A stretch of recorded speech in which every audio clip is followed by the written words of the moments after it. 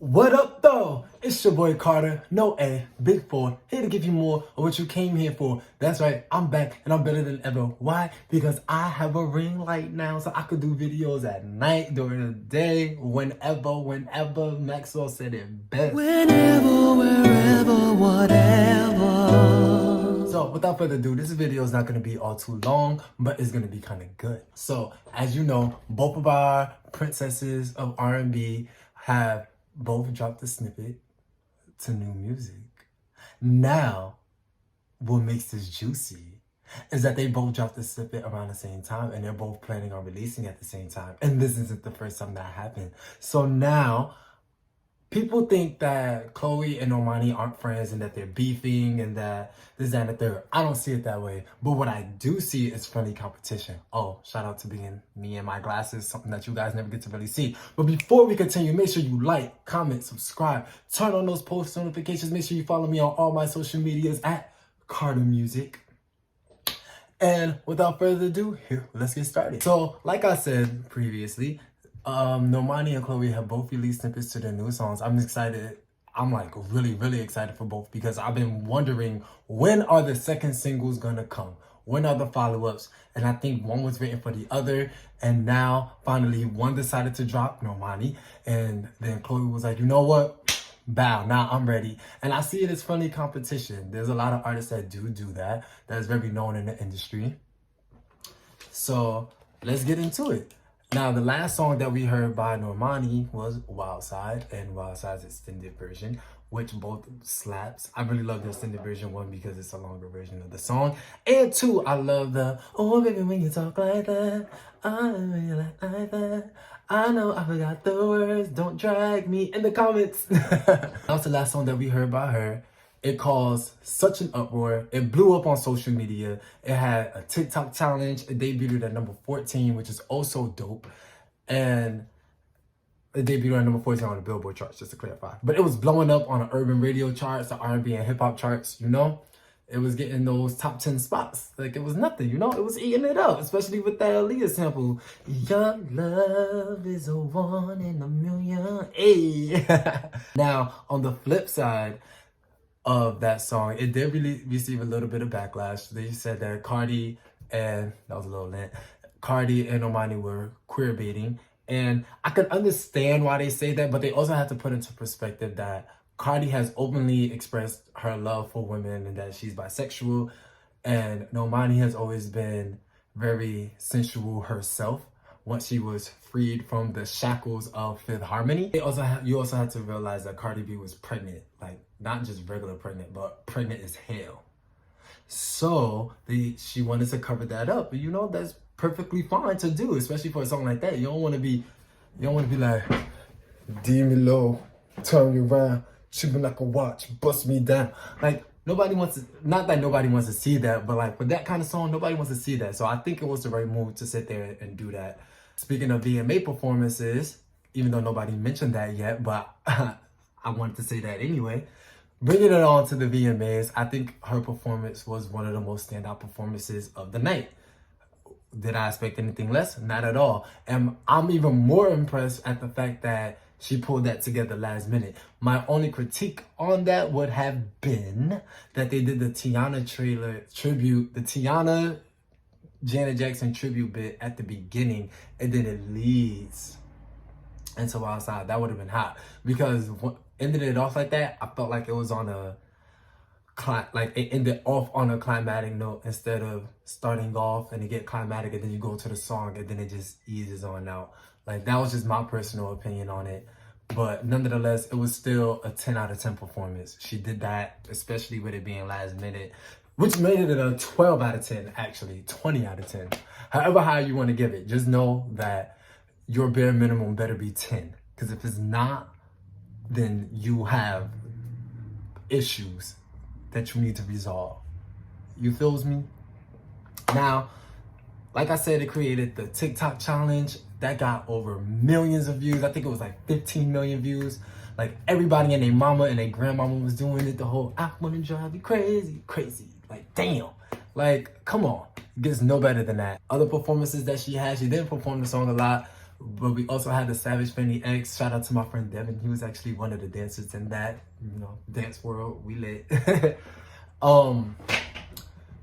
That performance was actually really, really dope. It inspired a virtual performance that I'm gonna be doing later on to one of my songs. Make sure you stream my music. Yeah, let's get into that. Make sure you guys stream. Oh, I'm so sorry. Roll With Me, Can't Take It, Yin and Yang. For those of you that want to stream it, like, oh, I ain't pressuring you to sing that song, but because I ain't gonna hold you, that's not one of my favorite songs. But it's a dance song at the end of the day. But yeah, get into Roll With Me, Yin and Yang, and Can't Take It. Those are the main three. You feels me? Now, switching over to Chloe. Now, Have Mercy came out September 10th, right before the VMAs, which was a very smart move. Her VMA performance, I know we all seen it. Everybody keep complaining, oh, she was too energetic, she was too hyped, yada, yada, yada. So what? The girl was excited. It was her first time performing alone, her own solo material on a big platform like that. Like, come on. Of course she's gonna be excited. I mean, shoot, my first show was only like 50 people and I was going crazy, ballistic, because it's the adrenaline. Like, it's like, oh my gosh, this moment is finally happening, you know? But aside from that, her AMA's performance was actually kind of good too. I seen the Beyonce comparisons. So tired about her doing the whole stepping at the end of her performance, which, by the way, I appreciate it. She killed it. But my favorite performance of Have Mercy has to be, I think it was either Jimmy Fallon or Jimmy Kimmel, when she stripped it and made it more operatic and like, I just love the boy, you're looking at me like I ain't give you no choice. Like, that was fire. That was fire. And that song peaked at number 28 on the Billboard charts, again on the urban and hip hop and R&B charts. It ate it up. It was high ranking. And then Chloe, I feel as though I don't know what happened with her song, but I feel as though it could have been debut, like it could have risen up. Both of those songs have potential to at least be top 10 songs. Let's keep it a stack. They both have potential to be top 10 songs. Now, bringing it on to what we are here to talk about today. The fact that Chloë and Normani have both released snippets of their songs within the same week, and they both are planning on releasing at the same time. Don't you notice the pattern? Normani was July 16th, Chloe was September, and it was strategic how they decided to promote their songs. Normani gave her songs time to give life before the VMAs and hype, like, oh my gosh, is she gonna perform? She gonna do this? And then Chloe was announced to perform at the VMAs while she teased her song in July. She teased her song on her birthday, and granted, I know it may not seem like that was like intentional for it to be friendly competition, but things that make you go, And then released it right before the VMAs when she knew she was performing. It wasn't clear if Normani was performing or not. Now you have It Is March, and they both have released snippets of their new songs. I think Normani's song, I'm just gonna call it Fair. I think that's what she's saying. Correct me if I'm wrong. I'm probably gonna, when I edit the video, I'm probably gonna put a better title. But right now, I'm gonna say Fair. And then Chloe's song, Love Me or Tease Me, something like that. Oh, I am doing bad with these song names. I'm sorry. I'm losing my train of thought. Let's try this again. Okay, so we're trying this again. So Chloe's song, Treat Me, and I'm gonna call Normani's song right now Favorite Still. I don't know where I was getting fear from, but I think the fear was coming from the fact that I knew it started with something with an F. I had that in my mental. You know? But yeah, and Chloe did that today. She is on her neck. She came with the boxing gloves. And like I said, I consider this friendly competition. I don't really see it as them two like beefing. So now it's like, oh, well, if she released, I gotta release all this, that, and the third. No. I'm not saying it's that. I'm not saying that it is that. What I'm saying is, besides the fact that Green Apple Nutri-Grain bars are fucking good. What I'm saying is that I just find it funny how they are releasing at the same time. But I can't wait to see the reception that both songs did. We're already like damn near 10 minutes into this video, and I basically got my point across. People are actually really excited for both songs. I've seen more excitement for Chloe's song than Normani's, but then again, I also seen a lot of excitement for Normani's songs. But I also seen, and talking to my friends, they are more inclined to listen to Chloe because it's giving what they want to be gave, and they feel as though Normani is taking a more, I would say, safe route, and she's releasing a song that sounds like a lot of other R&B songs that are out right now, you know, with that kind of sound.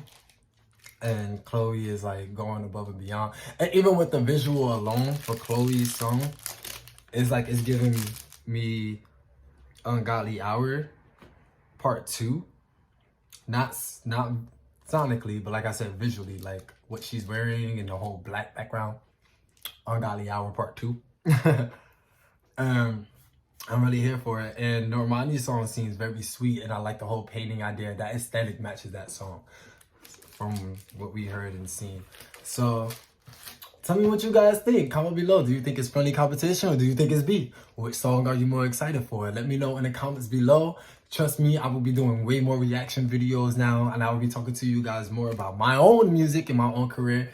And just for the hell of it, since you made it this far, here's a snippet of a new song that I'm releasing on my birthday in May. It's called All I Want. But until next time, I'm always thinking about you. All I want is you. You a bad one, want you to come through. And bring your friend too. We can make this night crazy, sexy, cool. I'm on a mission. I'm just trying to get your attention. Be touching again.